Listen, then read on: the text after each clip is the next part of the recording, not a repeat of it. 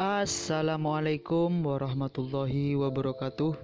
Welcome to Hyuyin Channel. Seperti biasa, Mimin akan menceritakan kisah kepahlawanan Chu Xingyun dalam anime Spirit Sword Sofrek. Selamat menyaksikan. Apakah mereka anak yatim, pengemis, atau gangster jalanan yang pendaftaran rumahnya dibatalkan karena kesalahan? Mereka adalah bajingan. Selama Anda berbakat dan berbakat, Anda semua direkrut. Zhu Hengyu membutuhkan banyak bakat. Tentu saja, bahkan Zhu Hengyu tidak berani mengambil tas besar dan mengambil alih semua yang miskin. Ada lebih dari 3.000 kepulauan dari suku Moyang, dan masing-masing kepulauan memiliki ratusan pulau besar dan ribuan pulau kecil dan menengah. Jumlah total orang miskin di setiap kota jelas merupakan angka astronomi. Bukan karena Zhu Hengyu kejam, dia juga tidak mau merawat orang-orang miskin itu. Bahkan, Zhu Hengyu juga lemah. Jika semua orang miskin datang, Zhu Hengyu tidak bisa mengurusnya. Sebagian besar orang miskin tua, lemah dan sakit, dan kehilangan kemampuan untuk bekerja. Mereka hanya dapat mengkonsumsi, tetapi tidak akan menghasilkan lebih banyak kekayaan. Karena itu, meskipun Zhu Hengyu berkomitmen untuk merawat mereka, tapi detail Zhu Hengyu terlalu dangkal. Dengan hati itu, tetapi tanpa kemampuan itu. Apa yang Zhu Hengyu akan lakukan sekarang? Ini untuk memperkuat kekuatan seseorang sesegera mungkin dan meningkatkan detail batin seseorang. Semakin besar kekuatannya, semakin besar kemampuannya, dan semakin banyak orang yang bisa dia jaga. Setelah menerima pesanan Zhu Hengyu, selama jadwalnya yang sibuk, Zheng Xiaoyu meluangkan waktu untuk menyesuaikan operasi Kamar Dagang Hengyu. Markas besar Kamar Dagang Hengyu telah dipindahkan dari Kepulauan Domba Luar ke Kepulauan Sapi Hijau. Kamar Dagang Hengyu didirikan oleh Zheng Xiaoyu. Hanya dia yang bisa sepenuhnya memahami dan mengendalikan kamar dagang ini. Karena itu, dimanapun Zheng Xiaoyu berada, markas kamar dagang Hengyu adalah. Zheng Xiaoyu adalah inti dari kamar dagang Hengyu. Di bawah perintah Zheng Xiaoyu, kabin 3.000 kapal dagang tidak akan lagi mengirim pasokan ketika mereka kembali. Semua barang dimuat dengan cincin dimensi. Semua kabin digunakan untuk mengangkut orang-orang muda berbakat yang terpilih. Meskipun, oleh karena itu, pendapatan kamar dagang Hengyu akan berkurang setidaknya sepertiga. Tapi yang paling tidak dimiliki Zhu Hengyu bukanlah uang sama sekali. Ada 9 tambang batu energi ajaib di wilayah Laut Pulau Sueyang. Penghasilan harian Zhu Hengyu adalah angka astronomi. Belum lagi, di belakang Zhu Hengyu, ada klan iblis sapi untuk dukungan. Zhu Hengyu merekrut, melatih para remaja ini untuk semua pengeluaran, dan klan iblis semuanya ditanggung. Remaja berbakat ini dipilih untuk klan Ok Setan. Remaja berbakat ini adalah pasukan angkatan laut masa depan yang tak terkalahkan yang bertanggung jawab untuk mempertahankan perbatasan laut dari Demon Chow Rache. Karena itu untuk melatih pion bagi klan iblis, bagaimana mungkin Zhu Hengyu membayarnya? Mengenai tindakannya sendiri, Zhu Hengyu tidak pernah berpikir untuk bersembunyi dari klan sapi setan. Dari pemilihan prajurit, hingga pelatihan awal, hingga naik kapal perang.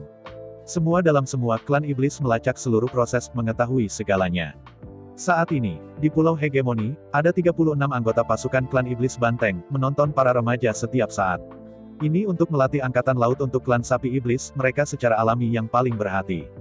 Dengan pesanan Zhu Hengyu, mesin besar kamar dagang Hengyu sepenuhnya operasional. Setiap kapal dagang, sebelum kembali ke Pulau Tenma, akan membawa kembali 300 remaja berbakat. Ke-300 remaja berbakat ini semuanya dipilih dari puluhan ribu orang miskin di sebuah kota. Setiap orang jenius dari 100. Dalam 3 bulan, 3.000 kapal dagang bepergian di antara mereka. Meskipun lebih dari 300 remaja berbakat dikirim kembali dari setiap kapal. Namun, ketika 3.000 kapal dagang ditambahkan, mereka diangkut kembali ke jutaan remaja berbakat. Dengan jutaan jenius diangkut kembali. Untuk sementara, lembah iblis yang sudah kosong hidup kembali. Sama seperti kelompok remaja pertama. Ketika saya pertama kali tiba, semua remaja menemukan bahwa tidak ada kekuatan di setiap blok. Akibatnya, semua pemuda mulai bertarung serentak. Begitu seseorang berpartisipasi dalam pertarungan, mereka langsung ditangkap. Apakah kamu suka bermain? Itu dikirim langsung ke Pulau Hegemoni, dan pukul dengan sepenuh hati. Pada saat bersamaan, setelah setengah tahun hegemoni, 30 tim di pulau itu juga menghilangkan sekelompok anggota. Para anggota ini, yang tidak memiliki keterampilan, menolak untuk mematuhi perintah. Di tim, mereka sering memimpin dalam mengambil hal-hal dan menghancurkan atmosfer. Oleh karena itu, Legiun lebih suka kekurangan personel dan bersikeras mengusir mereka. Zhu Hengyu tidak enggan. Sebelumnya, karena tidak ada suplemen, jadi saya hanya bisa melepaskannya. Sekarang sumber pasukan baru telah dipilih, secara alami dapat sepenuhnya dilepaskan. Kepala setiap legiun dipilih bersama oleh semua legiun. Jika Jerman tidak terkoordinasi dan melakukan sesuatu yang menyinggung semua orang, bahkan kepala pasukan harus mundur. Sebelum setiap putaran hegemoni dimulai, hal pertama yang harus dilakukan adalah pemilihan kepala putaran baru. Remaja yang memenuhi syarat untuk berpartisipasi dalam pemilihan dapat menggunakan berbagai metode untuk memenangkan suara. Kepala mereka yang telah mengundurkan diri dapat memilih untuk tetap bersama tim asli. Anda juga dapat memilih untuk bergabung dengan legiun lain. Tentu saja, premisnya adalah bahwa ada legiun lain yang bersedia menerimanya. Jika seseorang marah dan kesal, bahkan jika Anda pernah menjadi pemimpin, Anda akan kehilangan tempat tinggal. Tidak ada resimen yang menginginkannya. Zhu Hengyu tidak akan melindungi domba hitam yang sama. Bahkan jika dia mampu, dia tidak berguna. Bagi militer, kekuatan pribadi akan melemah hingga ekstrim. Untuk legiun, tidak ada yang lebih penting daripada persatuan dan konsistensi. Dan, sebagian besar waktu, semakin banyak orang yang mampu, semakin besar kekuatan gangguan, dan semakin sulit untuk membersihkannya. Di Pulau Hegemoni, hanya ada 30 legiun total. Setiap legiun hanya membutuhkan 30.000 orang. Dalam waktu dekat, setiap legiun akan membentuk armada yang tak kenal takut yang terdiri dari 10 kapal perang. 10 legiun bergabung bersama untuk membentuk armada yang tak terkalahkan yang terdiri dari ratusan kapal perang. 30 legiun hanya dapat membentuk 3 armada yang tak terkalahkan. Ini adalah komitmen Zhu Hengyu terhadap klan Ox-Ox. Tentu saja, Zhu Hengyu tidak akan cukup bodoh, itu hanya berakhir di sini. Bagi Zhu Hengyu, banyak hal hanya manfaat. Misalnya, dari permukiman kumuh, beberapa jenius muda dipilih untuk kembali dan melatih mereka secara sistematis. Latih mereka menjadi prajurit angkatan laut biasa. Bagi Zhu Hengyu, hal-hal ini tidak akan menghabiskan terlalu banyak sumber daya dan kekayaan. Bahkan setelah pemilihan dan pelatihan dari 3 juta jenius klan iblis untuk sapi iblis, proses ini tidak akan berhenti. Anda tahu, 3 juta remaja berbakat itu dipersiapkan untuk klan setan Ox. Kepemilikannya sepenuhnya dikaitkan dengan klan sapi setan. Dan Zhu Hengyu sendiri, mengapa tidak perlu membangun angkatan laut miliknya? Apakah armada yang dibutuhkan Zhu Hengyu lebih dari 3 armada yang tak terkalahkan? Jika mungkin, Zhu Hengyu berharap dapat membangun 10, 100, dan bahkan ribuan armada yang tak terkalahkan. Sayangnya, pada kenyataannya, ini tidak mungkin. Membangun kapal perang relatif mudah. Tetapi jika Anda ingin mempertahankan kapal perang ini secara bersamaan, dan memberikan mereka layanan perbaikan dan pemeliharaan, waktu dan energi yang dibutuhkan akan terlalu tinggi. Karena itu, jumlah armada yang dapat dibangun dan dipelihara pada saat yang sama terbatas. Dengan tambahan sejumlah besar pasukan, 30 legiun mulai dihilangkan secara signifikan. Mereka yang biasanya sombong dan sombong tidak populer. Atau mungkin mereka adalah remaja yang oportunistik dan malas yang telah tersingkir oleh tim-tim besar. Kecuali untuk beberapa remaja berkemampuan, mampu, dan bergengsi, sebagian besar remaja yang telah dieliminasi sebagian besar tidak dapat diterima. Mungkinkah orang-orang muda yang telah dieliminasi ini dibuang begitu saja? Jelas, ini jelas tidak cocok. Dengan hanya sedikit kontemplasi, Zhu Hengyu membuat keputusan. Siapkan 3 pondok lagi di Pulau Hegemoni. Pondok-pondok ini tidak akan mengirim pasukan untuk menyerang stasiun legiun. Tetapi 30 legiun dapat menemukan cara untuk menyerang pondok-pondok ini. Setiap kali Anda menangkap sebuah pondok, Anda bisa mendapatkan banyak poin. Untuk saat ini, para pemuda yang tersingkir hanya bisa mengisi 3 pondok. Di setiap pondok, ada 100.000 pembela. Menurut peraturan Zhu Hengyu, para pembela di pondok juga bisa mendapatkan poin. Anda bisa mendapatkan sejumlah poin untuk setiap hari Anda menjaga pondok. Dalam pertempuran, Anda juga bisa mendapatkan poin tertentu untuk setiap prajurit yang terbunuh. Namun, yang terjadi adalah sebaliknya. Setelah pondok jatuh, semua orang di pondok akan mengurangi banyak poin. Jika Anda tidak dapat membunuh sejumlah besar musuh saat bertarung, Anda akan mendapatkan banyak poin. Dan pondok itu jatuh terlalu cepat. Jika seseorang tidak hati-hati, mereka akan dikurangkan ke poin negatif. Setelah poin negatif, dan 3 putaran berturut-turut tidak dapat mengisi kesenjangan, maka mereka akan sepenuhnya tersingkir dari Pulau Hegemoni. Karena itu tidak cocok untuk bertarung, jangan memaksanya. Zhu Hengyu secara alami akan mengatur mereka untuk melakukan pekerjaan lain. Seiring berjalannya waktu, aturan di Pulau Hegemoni menjadi lebih rinci dan lebih komprehensif. Semua remaja juga menikmatinya, dan tidak pernah bosan. Tidak ada yang mengira ini adalah pelatihan. Di mata para remaja berbakat itu, mereka memainkan permainan yang sangat menarik. Apalagi game ini tidak main, tidak apa-apa. Setelah Anda memainkannya, Anda benar-benar kecanduan.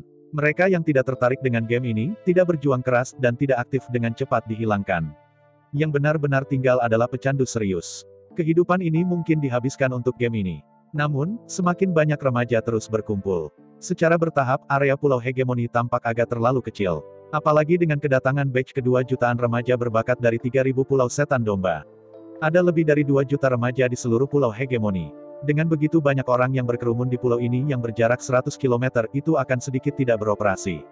Selain itu, pulau hegemoni tidak hanya berukuran kecil, tetapi juga relatif sederhana di medan. Kecuali beberapa bukit dan sungai, pada dasarnya sungai itu datar. Banyak strategi dan taktik tidak dapat dilakukan. Dan jujur saja, di tanah proyektil ini, tidak ada pertempuran besar. Untungnya, untuk situasi saat ini, Zhu Hengyu sudah mengharapkannya. Setelah berdiskusi dengan klan Sapi Setan, suku Sapi Setan sangat senang, dan menjual Pulau Niu Muyu di barat daya Pulau King Niu ke Zhu Hengyu dengan harga batu ajaib. Kepulauan Bulai adalah pulau-pulau kecil yang membentang ribuan mil laut. Kepulauan Bulai, nama Bulai juga karena medannya, itu benar-benar terlihat seperti sekelompok bulai. Melihat ke bawah dari atas, Kepulauan Bulai hanya barat daya dari Kepulauan Sapi Hijau. Seluruh pulau Bulai terdiri dari 46 pulau kecil dengan diameter 300 km. Apalagi jarak antara pulau dan pulau juga sangat moderat. Yang terjauh, tidak lebih dari 300 mil laut. Kepulauan Bulai terletak di antara Kepulauan Sapi Hijau dan wilayah Sapi Setan. Lokasi sangat aman dan pada dasarnya tidak menghadapi bahaya. Oleh karena itu, menetapkan ini sebagai tempat pelatihan benar-benar tidak lebih baik. 30 legiun, masing-masing legiun, akan mengalokasikan 3 kapal perang sebagai kapal perang mereka. Untuk saat ini, tidak ada cukup banyak kapal perang yang dialokasikan untuk mereka. Namun, untuk kapal perang besar, 1 kapal perang cukup untuk menampung 10.000 tentara. Meskipun sedikit ramai, itu bukan masalah besar. Lagi pula, jarak yang ditempuh umumnya tidak melebihi 300 mil laut. Bahkan jika sedikit ramai, itu bukan masalah besar. Setelah sedikit bersabar, itu berlalu. Ice Demon Heavy Industries bekerja lembur untuk membangun kapal lapis baja kapal perang. Mulai dari 1 tahun hingga 2 tahun. Masing-masing dari 30 legiun ini akan ditugaskan 10 kapal perang. Perlu disebutkan, kapal perang yang disediakan oleh Zhu Hengyu bukan hanya kapal kosong. Setiap kapal perang dilengkapi dengan 3.000 pilot. 3.000 pilot ini terdiri dari para pemuda yang memilih untuk damai dan damai di lembah setan. Setelah lebih dari setengah tahun pelatihan, mereka awalnya menguasai keterampilan mengemudi kapal perang. Gelombang pertama dari 100 kapal perang sudah bebas untuk berlayar di laut. Selama Anda tidak pergi ke daerah laut di mana kondisi laut sangat rumit, pada dasarnya tidak akan ada masalah. 46 pulau. 30 dari mereka dialokasikan untuk 30 armada dan digunakan sebagai tempat tinggal. Kemudian ambil 10 kursi lagi untuk membangun benteng. 6 pulau yang tersisa akan dibangun menjadi pulau bajak laut. Di antara mereka, stasiun menggantikan kamp besar setiap legiun di pulau hegemoni. Benteng menggantikan 10 kamp militer di pulau hegemoni. Keenam pulau bajak laut adalah kekuatan yang dibentuk oleh remaja yang tersingkir. Di antara mereka, 10 benteng juga ditugaskan untuk berperang dan juga dapat berpartisipasi dalam pertempuran. Selain itu, di dalam setiap benteng, tidak peduli jumlah tentara atau jumlah kapal perang, 2 kali lipat dari pasukan biasa. Karena untuk saat ini tidak ada cukup banyak kapal perang. Oleh karena itu, dari 10 benteng, setiap benteng hanya memiliki 6 kapal perang dan 60.000 tentara. Adapun 10 kepulauan bajak laut, tidak ada yang bisa dikatakan. Mereka hanya dapat ditempatkan di pulau itu, tetapi mereka tidak dapat menyerang. Untungnya, mereka tidak perlu khawatir, tidak ada yang akan menyerang mereka. Lagi pula, setiap kali Anda menangkap pulau bajak laut, Anda bisa mendapatkan banyak kekuatan pertempuran. Benar, poin yang disebut juga secara resmi telah berganti nama menjadi prestasi perang. Demi perang, 6 kepulauan bajak laut ini pasti akan menjadi manis dan bersemangat. 30 armada pasti akan berduyun-duyun untuk bertarung demi kehancuran mereka. Bisa dikatakan, 6 pulau bajak laut ini adalah bayi taktis untuk 30 armada. Hanya ada 10.000 tentara yang ditempatkan di setiap pulau bajak laut. Mereka ditakdirkan untuk tidak menjadi penentang armada tersebut. Dapat dikatakan bahwa semua remaja di pulau bajak laut sebenarnya diambang eliminasi. Satu-satunya cara mereka ingin tetap tinggal adalah melawan musuh. Selama ada cukup banyak prajurit untuk dipenggal, Anda bisa mendapatkan kekuatan tempur yang cukup. Selama jasa itu tidak negatif, itu tidak akan pernah dihilangkan. Segera, di bawah bimbingan para pengrajin industri berat sihir es. Lebih dari 100 kapal perang, yang membentang lebih dari 3.000 mil laut, dari Kepulauan Sapi Hijau hingga Kepulauan Domba Luar. Selanjutnya, 30 armada masing-masing menerima 3 kapal perang. Setiap kapal perang dapat menampung tepat 10.000 tentara. Meski sedikit ramai, tidak mungkin, semua orang hanya bisa bersabar. Segera, lebih dari 100 kapal perang mengangkut semua remaja ke New Feidao. Namun, setelah akuisisi New Xiudao, Zhu Hengyu tidak akan terus mempertahankan nama ini. Ke-46 pulau ini memang terlihat seperti sekelompok kupu-kupu. Tetapi jika Anda melihat ke bawah dari ketinggian, mengapa tidak terlihat seperti bintang? Jika Laut Biru dianggap sebagai langit, Jadi, apakah 46 pulau seperti bintang di langit? Oleh karena itu, Zhu Hengyu mengubah nama Kepulauan Bulai menjadi Kepulauan Star. Dengan semua remaja, mereka pindah ke barak baru satu demi satu. Zhu Hengyu mengeluarkan daftar hadiah yang bisa ditukar dengan jasa militer. Semua jenis eliksir tingkat tinggi, senjata ajaib, baju besi dan sejenisnya tidak akan disebutkan untuk saat ini. Yang paling penting adalah Zhu Hengyu akan memasukkan volume pertama Battlebook Hengyu, yang akan ditransfer sepenuhnya dari dirinya sendiri, ke daftar yang dapat ditukar. Apalagi harga tukarnya sangat tinggi. Orang-orang tanpa kemampuan untuk memperoleh sejumlah besar eksploitasi militer sama sekali tidak mampu membelinya. Selain itu, manfaat perang tidak dapat diperdagangkan. Tidak diperbolehkan memikirkan sekelompok orang yang berkelahi bersama dan bayi yang akan dibelinya. Menurut Zhu Hengyu, seorang jenius sejati tidak peduli lingkungan apapun yang dilemparnya, jelaslah seorang jenius. Jika dalam lingkungan yang longgar seperti ini, mustahil untuk mendapatkan kekuatan militer dalam jumlah besar. Itu cukup untuk menunjukkan bahwa jenius ini cacat dan memiliki keterbatasan. Lebih baik tidak menjadi komandan untuk orang-orang dengan cacat yang jelas. Jika tidak, sekali kelemahannya dikuasai oleh musuh dan dia sangat ditargetkan, maka armada di bawah komandonya mungkin berakhir. Apa yang disebut ketidakmampuan akan membunuh seluruh pasukan. Tidak ada jenderal yang benar-benar tidak berdaya. Setiap orang memiliki kelebihan, tetapi dalam banyak kasus, tidak tergantung padanya untuk menjadi pandai menentukan ketinggian seorang jenderal. Itu tergantung pada apa dia yang paling buruk. Hanya untuk melihat apakah dia memiliki kekurangan, jadi dia tidak bisa dengan mudah ditargetkan.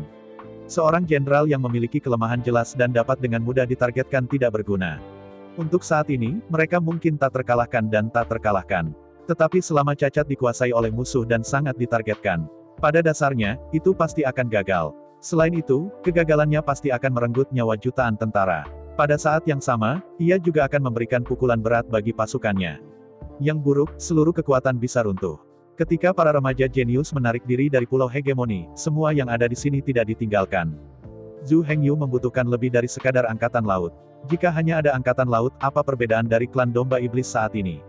Bahkan di angkatan laut, Zhu Hengyu menghancurkan semua orang. Tetapi karena ketidakmampuan untuk mengepung kota, juga tidak dapat mempertahankan kota. Maka hasil akhir akan tetap sama dengan klan setan domba saat ini. Hanya bisa duduk dan menyaksikan kotanya, pulau, satu demi satu ditelan. Karena itu, pulau hegemoni masih akan dipertahankan untuk waktu yang lama. Hanya saja venue ini telah digantikan oleh 8 juta anak-anak Jianzhong. Zhu Hengyu akan menggunakan medan perang ini untuk mengolah sekelompok elit laut elit. Mereka tidak hanya harus mampu bertarung, tetapi juga mampu bertarung dan menang. Khusus untuk perang ofensif dan defensif tembok kota itu harus akrab dengan. Zhu Hengyu tidak bertanya kepada mereka, seperti klan iblis banteng, seberapa kuat kemampuan bertahannya. Namun, mereka harus belajar mengepung. Klan domba iblis pada dasarnya memiliki darah keluarga kambing. Bahkan tebing yang sangat curam dapat diregangkan dengan rata dan bebas. Tentu saja, jika suku domba iblis mengepung, kerusakannya akan besar. Selama lawan berdiri di dinding, mereka dapat membunuh satu persatu, sepasang, dan sepasang. Namun, jika Anda bekerja sama dengan pemanah klan serigala, gunakan busur dan anak panah untuk menekannya dari jarak jauh. Maka semuanya benar-benar berbeda. Pihak lain tidak berani berdiri tegak berdiri di dinding.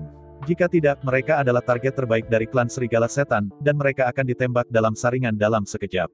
Meskipun tidak ada kecocokan untuk pemanah klan serigala iblis pada saat ini, itu tidak menghalangi anak-anak klan pedang dari klan domba iblis telah mengembangkan kemampuan pengepungan. Belum lagi, setidaknya, mereka harus sangat terampil berlari bolak-balik di dinding yang curam dan melawan semua jenis serangan yang mungkin datang dari kepala kota. Bahkan jika diledakkan dari dinding vertikal, Anda harus menyesuaikan postur tubuh Anda tepat waktu. Anda bisa terluka parah, tetapi Anda harus menyelamatkan nyawa. Mengenai perang laut, penelitian Zhu Hengyu sebenarnya tidak banyak. Dari pengetahuan yang diwariskan, hanya ada sedikit tentang perang angkatan laut. Karena itu, meskipun Zhu Hengyu sangat mementingkan angkatan laut, secara umum, Zhu Hengyu tidak terlalu banyak memberi energi pada angkatan laut. Angkatan laut itu penting, tetapi tidak pernah yang paling penting. Sebaliknya, angkatan darat adalah intinya. Meskipun sementara, klan domba iblis, dan bahkan seluruh klan iblis, ditekan di sisi utara medan perang yang runtuh. Pulau-pulau itu terperangkap di tepi laut. Tapi Zhu Hengyu percaya bahwa Mozu tidak akan seperti ini selamanya. Suatu hari, Demon Rache akhirnya dapat mengusir Demon Rache dan kembali ke tanah. Perkecil medan perang, ada 4 lautan. Mereka adalah Laut Cina Timur, Laut Cina Selatan, Laut Cina Barat, dan Laut Cina Utara. Namun pada kenyataannya, hanya bagian daratan yang merupakan medan perang sesungguhnya. Banyak harta kuno, yang diwarisi oleh iblis, dimakamkan di tanah. Meskipun keempat lautan besar, mereka tidak cocok untuk kelangsungan hidup iblis.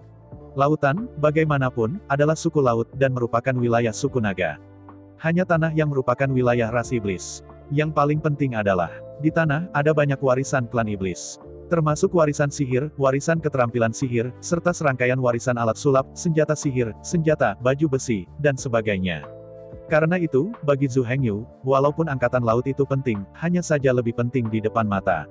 Sekali iblis sekali lagi menginjakkan kaki di darat, maka angkatan laut tidak akan sepenuhnya tidak berguna. Tetapi pada dasarnya, Anda hanya perlu menjaga port. Saya benar-benar ingin berpacu di medan perang yang runtuh dan menjadi penguasa medan perang yang runtuh. Mengandalkan tidak ada yang lain, itu pasti tentara. Selain itu, dalam hal kekuatan, Zhu Hengyu juga lebih baik dalam melatih dan melatih pasukan. Sedangkan untuk angkatan laut, Zhu Hengyu benar-benar tidak tahu apa-apa tentang itu. Klaim konsisten Zhu Hengyu adalah bahwa masalah profesional ditangani oleh orang profesional. Karena saya memiliki sedikit pemahaman tentang perang angkatan laut, wajar jika pelatihan angkatan laut harus dipercayakan kepada mereka yang pandai berperang. Untuk saat ini, di bawah Zhu Hengyu, orang yang terbaik dalam perang laut mungkin adalah Kapten Lama. Orang ini, meskipun kekuatan individu hanya rata-rata, tetapi pengalaman orang ini benar-benar terlalu kaya. Suatu kali, ia juga memerintahkan armada bajak lautnya, menyebar melintasi laut. Di dunia bajak laut, ia juga keberadaannya yang terkenal. Namun, Kapten Lama itu bukan angkatan laut dalam arti tradisional. Apa yang bisa dilakukan oleh Kapten tua itu adalah tentang perang gerilya di laut. Itu tidak seperti angkatan laut tradisional, itu tegak dan dibentuk di laut. Mulailah pertempuran epik, laut epik dengan kapal perang iblis. Kapten tua itu pandai memerangi perang gerilya. Tetapi untuk saat ini, Zhu Hengyu tidak punya pilihan. Jika Kapten Lama tidak digunakan, maka tidak ada yang tersedia. Terlebih lagi, bagi Zhu Hengyu, pertempuran Kapten tua di laut bukan hanya strategi dan taktik tingkat atas. Setidaknya, sebelum bocah-bocah angkatan laut itu belum dewasa, peperangan gerilya Kapten Lama dapat menjamin keselamatan para remaja angkatan laut secara luas. Sangat cocok untuk angkatan laut awal ketika kekuatan masih relatif lemah.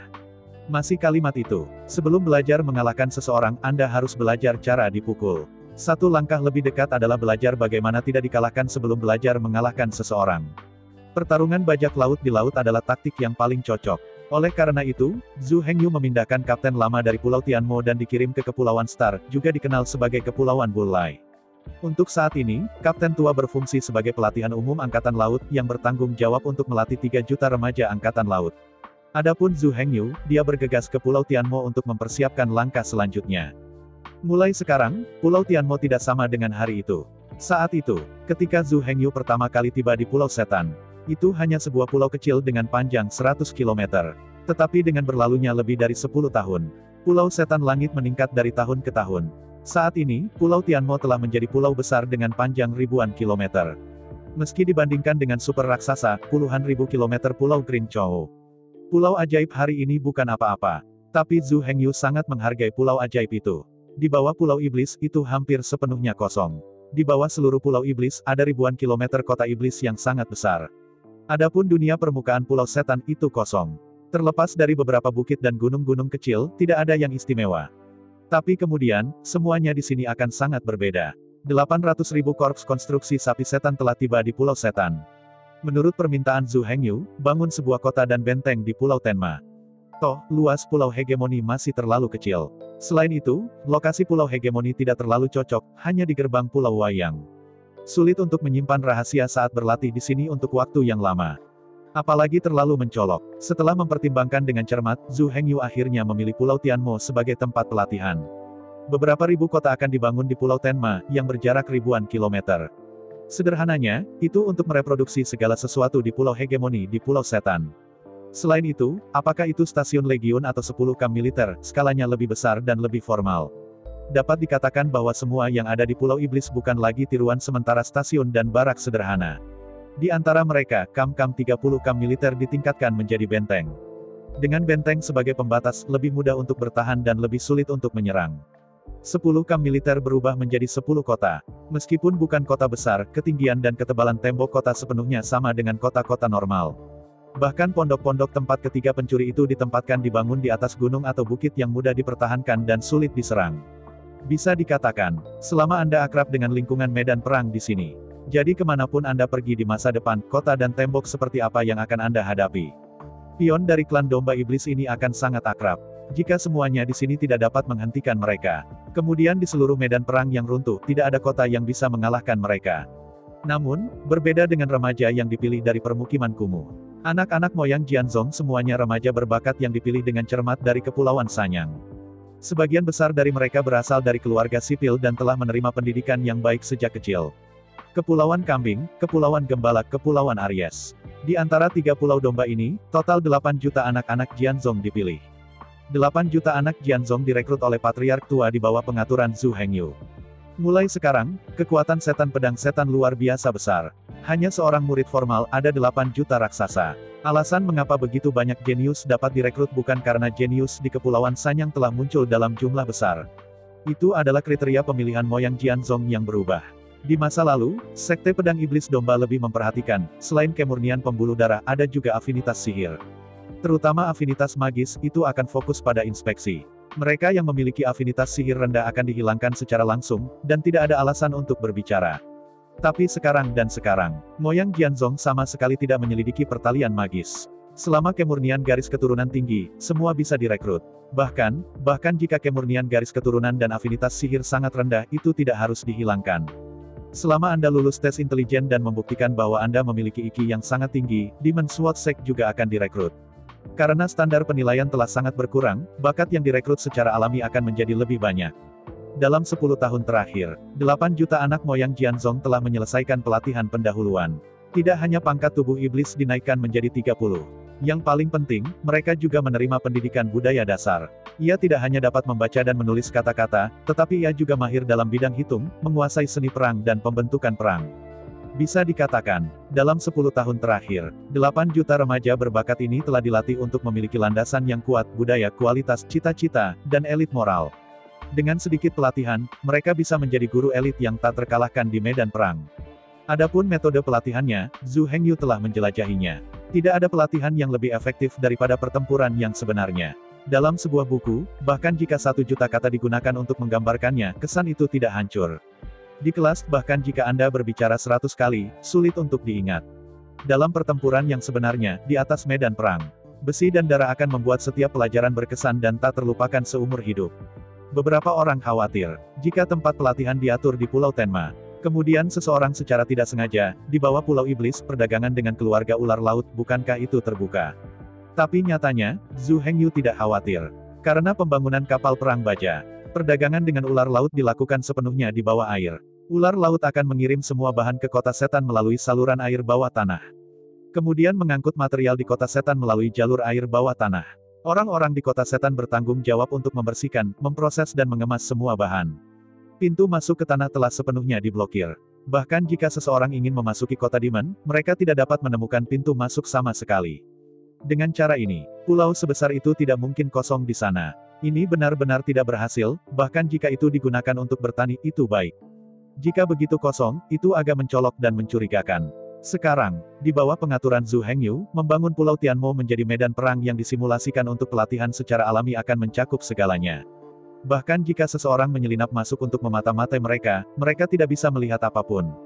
Yang bisa dilihat adalah Zhu Hengyu tidak perlu merahasiakannya. Bahkan jika itu bocor, itu bukan masalah besar. Sebagai hasilnya, medan perang yang disimulasikan ini sebenarnya adalah pakaian pelindung terbaik untuk kota iblis. Perlu disebutkan bahwa, 800.000 tentara konstruksi klan iblis tidak bebas untuk membantu Zhu Hengyu yang membayar harga pasar normal dan disewa dari klan iblis. Zhu Hengyu tidak kekurangan uang, ia hanya mengirim 100 kapal perang lapis baja besar klan iblis, tetapi Zhu Hengyu menghasilkan banyak uang. Belum lagi, 9 tambang batu ajaib di wilayah Laut Pulau Sue yang saja dapat memberikan penghasilan besar bagi Zhu Hengyu setiap hari. Karena itu, Zhu Hengyu tidak mengizinkan klan sapi setan melakukan pembayaran tunai. Sebagai gantinya, gantung semua uang di akun. Jika tidak, bahkan jika klan sapi setan menyediakan sejumlah besar batu energi ajaib, Zhu Hengyu tidak punya waktu dan energi untuk membawa kembali gunung batu energi magis. Selain itu, kemana barang itu akan dikirim kembali? Hal yang paling dibutuhkan Zhu Hengyu sekarang mungkin adalah Magic Power Stone. Daripada melakukan ini, lebih baik menggantung akun di sana. Lagi pula, di waktu berikutnya. Setelah industri es sihir berat sepenuhnya diselesaikan. Setelah kantor pusat industri berat Bingmo, kapasitas produksi dan konstruksi dipulihkan. Kapal perang emas hitam akan dibangun dengan kecepatan 1 per tahun. Tentu saja, ini adalah kapal perang emas hitam. Tetapi pada kenyataannya, Zhu Hengyu tidak memiliki banyak emas hitam. Oleh karena itu, kapal perang yang disebut emas hitam ini benar-benar menggunakan paduan warna-warni itu sebagai pengganti logam. Performa komprehensifnya adalah sekitar 80% dari kapal perang emas hitam. Meskipun dalam hal kinerja keseluruhan, masih jauh dari sebanding dengan kapal perang emas hitam. Namun, dalam hal ketahanan korosi dan ketahanan lelah, paduan warna-warni masih di kapal perang emas hitam. Perkiraan konservatif. Kapal perang emas hitam, kecuali terlalu tua kinerja, harus dihilangkan. Kalau tidak, dalam lingkungan alami, kapal perang warna-warni dapat digunakan untuk setidaknya 3000 tahun. Selain itu, teknologi kapal perang warna-warni bahkan sudah ketinggalan zaman. Bahkan, Anda juga bisa kembali ke galangan kapal, meningkatkannya, menambah komponen baru, dan memutakhirkannya ke kapal perang baru yang lebih maju yang sejalan dengan tren zaman. Untuk pertimbangan jangka panjang, Zhu Hengyu telah memberikan pesanan kepada industri berat Bingmo. Kapal perang warna-warni harus dirancang ulang, mengintegrasikan dan memodulasi semua bidang fungsional, dan peralatan. Setelah itu perlu diperbarui atau ditingkatkan di masa depan, peralatan lama dapat langsung dihapus dan diganti dengan peralatan baru untuk menyelesaikan seluruh proses peningkatan. Akibatnya, kapal perang warna-warni ini, bahkan jika mereka telah digunakan selama 3000 tahun, tidak akan sepenuhnya dihilangkan. Perlu disebutkan bahwa alasan untuk kehidupan kapal lapis baja hanya 100 tahun. Faktanya, fokusnya bukan pada baju besi, tetapi pada lambung kayu yang tertutup di bawah baju besi, yang direndam dalam air laut yang lembab sepanjang tahun. Setelah ratusan tahun, sulit untuk mempertahankan kekuatan yang cukup. Ini masih benar bahkan setelah perawatan khusus. Sebuah kapal kayu, meskipun rentang hidupnya secara teoritis berusia 100 tahun. Tetapi untuk kapal perang, ada beberapa kapal perang yang dapat digunakan selama 100 tahun. Kapal perang itu bukan kapal dagang. Ketika kapal perang sedang bertempur, mereka sering melaju, melambat dan berbelok tajam. Sepanjang proses itu akan terus dibombardir oleh bom batu dan bahkan dihantam oleh kapal perang lainnya. Lengkungan kayu kapal perang sulit dipertahankan untuk waktu yang lama. Di bawah dampak seperti itu sering, masih mempertahankan kekuatan dan ketangguhan yang cukup. Belum lagi 100 tahun, yang bisa digunakan selama 7 atau 80 tahun sudah dianggap kuat. Kapal perang baja berbeda. Baja memiliki kekuatan yang cukup untuk menahan ombak dan dampak bom batu.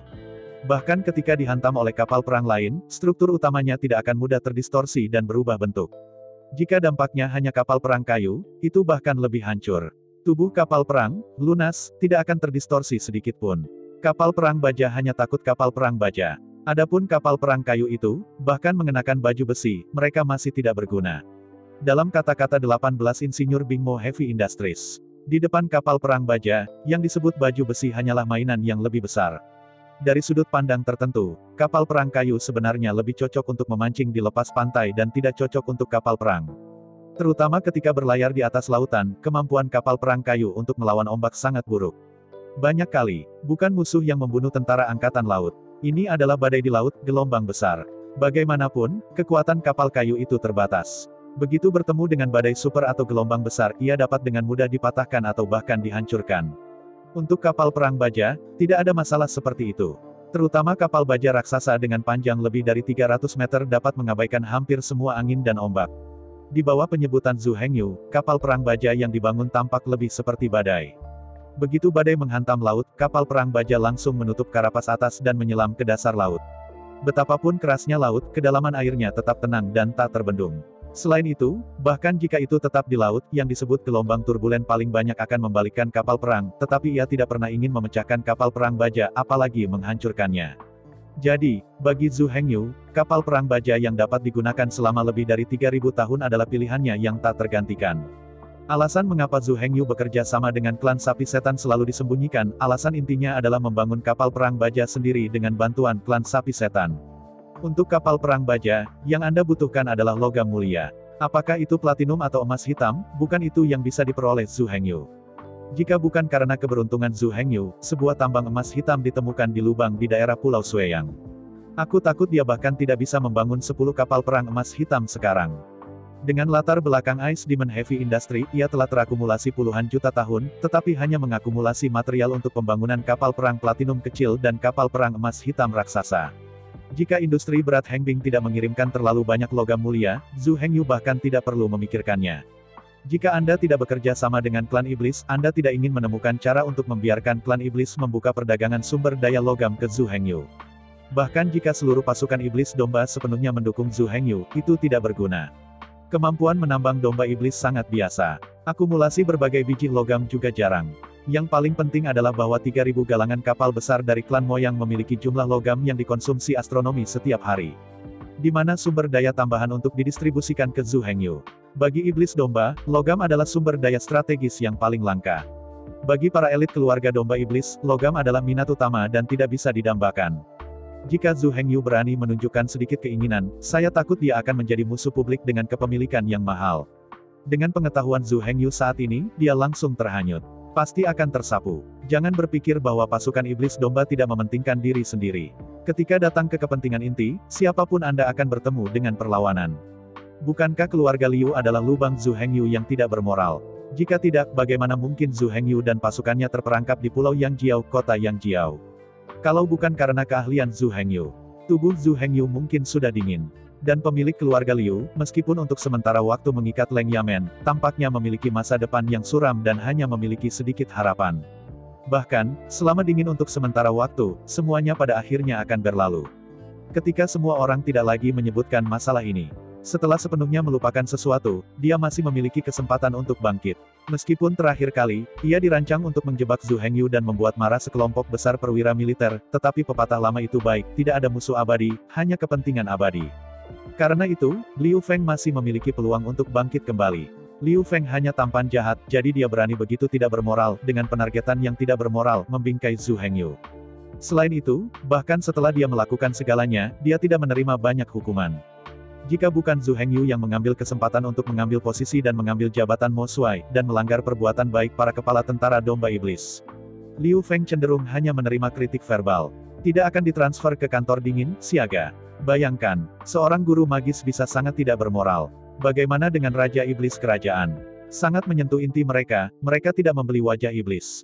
Pada dasarnya, selama itu bukan pengkhianatan klan Moyang, itu adalah kejahatan untuk mengkhianati musuh.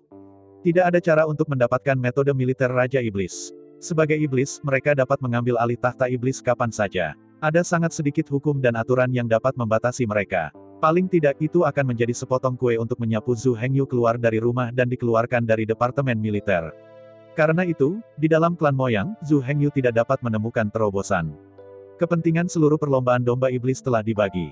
Jika Zhu Hengyu ingin menjangkau, dia akan mengambilnya dari mangkuk orang lain.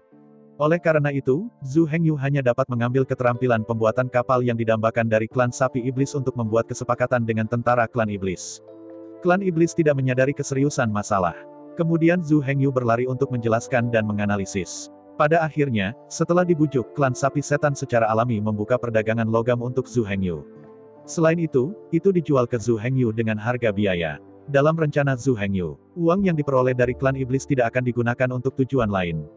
Bahkan, Zhu Hengyu tidak membutuhkan sapi iblis untuk membayar uang yang sebenarnya. Itu dapat ditukar dengan berbagai logam mulia, logam langka, dan sumber daya logam strategis.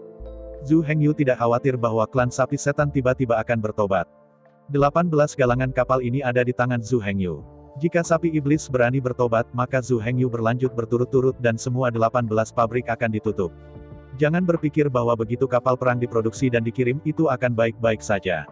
Faktanya, setelah kapal perang dibangun dan dikirim, itu baru permulaan. Kapal perang dipertahankan setiap tahun. Perbaikan minor diperlukan setiap 3 tahun. Perombakan setiap 5 tahun. Setiap 10 tahun, perlu untuk mengganti beberapa bagian penting dan rentan. Setiap 20 tahun. Setiap 30 tahun. Secara keseluruhan, tidak perlu banyak biaya untuk membangun dan mengirimkan kapal perang. Mampu membuatnya bukan berarti Anda mampu membelinya. Karena itu, Zhu Hengyu tidak takut. Klan iblis berani bertobat dan kontrak itu secara alami batal. Setelah kontrak dibatalkan, maka Zhu Hengyu secara alami tidak perlu terus membangun kapal perang untuk klan sapi setan. Zhu Hengyu, yang telah membangun kapal perang, tidak perlu memelihara, memperbaiki atau meningkatkan. Dengan cara ini, kapal perang dari klan sapi setan pada dasarnya perlu berbaring. Hanya bisa mengandalkan pelabuhan, tidak bisa melaut sama sekali, apalagi bertarung. Dengan dukungan penuh dari klan sapi setan, banyak gagasan Zhu Hengyu dapat diwujudkan. Gunakan keuntungan dari 18 galangan kapal untuk membeli sejumlah besar logam langka dan berharga dari Demon Kettle. Logam-logam ini akan dikirim ke markas industri es iblis berat untuk dibangun menjadi kapal perang berwarna-warni. Telah dinyatakan di luar bahwa markas besar industri berat Bingmo hanya bertanggung jawab untuk penelitian, bukan produksi, tetapi sebenarnya itu hanya ilusi. Jika R dan D selalu hanya ada pada gambar, itu tidak benar-benar dibangun, dan itu tidak benar-benar diuji oleh pertempuran yang sebenarnya. Maka semua desain akan menjadi tidak berharga. Seperti pepatah lama, praktik adalah satu-satunya kriteria untuk menguji kebenaran. Kalimat ini tidak pernah salah. Markas besar industri berat Ice Magic, meskipun jumlah personel telah berkurang menjadi 30.000, tetapi waktu yang dibutuhkan untuk membangun kapal perang warna-warni telah sangat dipersingkat. Sekarang, hanya butuh sekitar 6 bulan untuk membangun kapal perang baja raksasa. Dalam 1 tahun, 2 kapal perang warna-warni dapat dibangun. Alasan untuk hasil ini, ada 2 alasan. Alasan pertama, karena tungku surya, kecepatan peleburan lebih cepat, efisiensi lebih tinggi, dan logam lebur lebih murni. Semua tautan yang dulu diproses berulang kali sekarang dihilangkan. 1 langkah langsung. Semua kotoran yang dilebur dalam tungku surya secara langsung dan sepenuhnya dihilangkan. Tidak perlu melakukan proses apapun, itu dapat langsung memenuhi kebutuhan kapal perang baja. Dengan cara ini, banyak tenaga kerja dan energi dihemat. Hanya tungku peleburan matahari yang menyelamatkan setidaknya 30.000 pengrajin. Alasan kedua, itu adalah pendirian bengkel penempaan. Dengan bengkel penempaan, paduan warna-warni yang dilebur dari tungku surya langsung ditempa dan dicap ke berbagai aksesori. Awalnya, diperlukan berbagai prosedur, berbagai kerajinan, berbagai teknik dan teknik untuk dapat menempa potongan-potongan kuku dan aksesori. Sekarang waktu pada dasarnya 3 atau 2 napas selesai dengan perseringan. Jadilah konservatif dan katakan, bengkel penempaan, setidaknya menyelamatkan 30.000 pengrajin. 2 tautan ini saja menyelamatkan 60.000 atau 70.000 orang. Namun cahaya tidak cukup untuk menggandakan kecepatan konstruksi. Meskipun 30.000 pengrajin memang dapat membangun kapal perang baja, kecepatan konstruksi tidak boleh berubah. Tapi jangan lupa, paduan warna-warni, setelah ditempa, lebih tipis dan lebih ringan. Khusus untuk setiap bagian aksesori. Atas dasar memastikan kekuatannya konsisten dengan emas hitam. Bobotnya telah berkurang lebih dari sepertiga. Pembangunan kapal perang raksasa dan bagian besar dan berat adalah masalah terbesar. Karena terlalu besar dan terlalu berat, sangat lambat untuk diangkat. Tapi sekarang, meskipun volumenya tidak berubah, beratnya telah sangat berkurang. Dengan cara ini, tidak perlu terlalu besar, begitu lambat mesin untuk mengangkat dan mengangkutnya. Aksesoris yang awalnya perlu diangkat dengan winch besar sekarang dapat dengan mudah diangkut dan dipasang dengan winch besar. Ini adalah alasan utama untuk menggandakan kecepatan konstruksi kapal perang baja. Dan harus mengatakan, karena jumlahnya telah berkurang dari 100.000 menjadi 30.000. Jadi yang tersisa pada dasarnya adalah elit dari elit.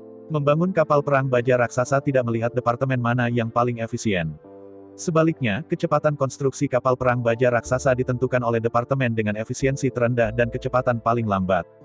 Jika proses peleburan logam tidak dapat melebur cukup banyak paduan warna-warni dalam waktu yang ditentukan. Jadi, bahkan jika tautan lain lebih cepat, apa gunanya? Dengan perampingan personel, efisiensi dan kecepatan berbagai departemen telah meningkat secara signifikan. Mereka yang bisa tinggal adalah para elit. Apakah mereka efisien atau cepat? Mereka tidak sebanding dengan pengrajin biasa. Di satu sisi, 18 galangan kapal lainnya sebenarnya adalah industri berat setan es, tempat lahirnya bakat. Hanya pengrajin yang dapat unggul di 18 galangan kapal yang memenuhi syarat untuk memasuki industri berat sihir es. Industri berat iblis es telah tertinggal selama bertahun-tahun, dan akan ditugaskan ke 18 galangan kapal. Menurut penilaian Qin Qiong, beri dia beberapa tahun lagi untuk membiarkan mereka melatih pengrajin elit ini. Sangat mungkin untuk meningkatkan output kapal perang baja menjadi 3 kapal setahun. Belum lagi, di Green Chow Island, bagaimana industri berat sihir es berkembang. Di sisi ini, 800.000 iblis sapi insinyur di Pulau Iblis sedang membangun kota, benteng, dan pondok dengan kecepatan penuh siang dan malam. Pada saat bersamaan, di dalam Demon Sword Sect, pemilihan 8 juta murid resmi juga secara resmi dibuka. Meskipun area di Pulau Iblis lebih besar, dari 100 km, itu telah berkembang menjadi 1000 km. Namun meski begitu, Zhu Hengyu tidak berencana untuk menempatkan terlalu banyak orang di medan perang pada saat yang sama. 30 benteng, setiap benteng masih hanya ditempatkan 30.000 orang. Namun, untuk setiap legiun, Zhu Hengyu dibagi kembali dan diberi nama. Tentara di bawah Zhu Hengyu didasarkan pada pasukan. Setiap 30.000 orang dapat membentuk pasukan sihir. Panglima tertinggi pasukan sihir disebut kapten. Di bawah komandan, setiap 10.000 orang dapat membentuk pesulap. Panglima tertinggi pesulap disebut komandan. Di bawah komandan, setiap 3.000 orang dapat membentuk kelompok sihir. Panglima tertinggi kelompok sihir disebut pemimpin. Pada dasarnya, dengan cara ini, 3.000 orang adalah sebuah kelompok. 3 resimen adalah 1 divisi, dan 3 divisi adalah 1 pasukan. Resimen tambahan adalah resimen penjaga. Adapun grup di bawah ini. Setiap resimen juga memiliki 3 jenderal dan 3 wakil jenderal. Lebih jauh ke bawah, ada kapten dan sejenisnya. Pada dasarnya, Zhu Hengyu sebenarnya meniru Departemen Tentara Iblis Domba dan mengganti nama setiap legiun. Bahkan, komandan berkorespondensi dengan iblis, komandan berkorespondensi dengan iblis, dan komandan berkorespondensi dengan iblis. Pikirkan baik-baik, bukankah iblis penguasa suatu negara, pemimpin pasukan? Sedangkan untuk guru, tak perlu dikatakan bahwa yang tampan bukan guru. Adapun komandan resimen, bukankah yang disebut pesulap seorang biksu yang memenuhi syarat untuk membentuk pasukan? Adapun penggantian nama, Zhu Hengyu juga tidak sabar. Zhu Hengyu ingin belajar dari model pembentukan Departemen Militer Klan Moyang, tetapi ia tidak dapat menggunakan pangkat dan proses pembuatan klan Moyang. Tidak panggil setiap komandan Raja Iblis, komandan Master Iblis, dan komandan Master Iblis. Jika Zhu Hengyu benar-benar berani menyebutkannya seperti itu akan melanggar taktik militer markas klan Moyang. Itu harus disetujui dan dihukum. Saya ucapkan banyak terima kasih kepada teman-teman yang telah menonton video yang saya tampilkan. Untuk video selanjutnya bisa standby di channel ini. Terima kasih.